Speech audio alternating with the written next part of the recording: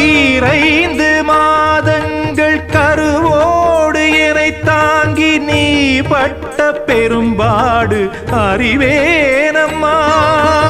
ஈரேழு ஜன்மங்கள் எடுத்தாலும் உழைத்தாலும் உனக்கிங்கு நான் பட்ட கடன் தீருமா?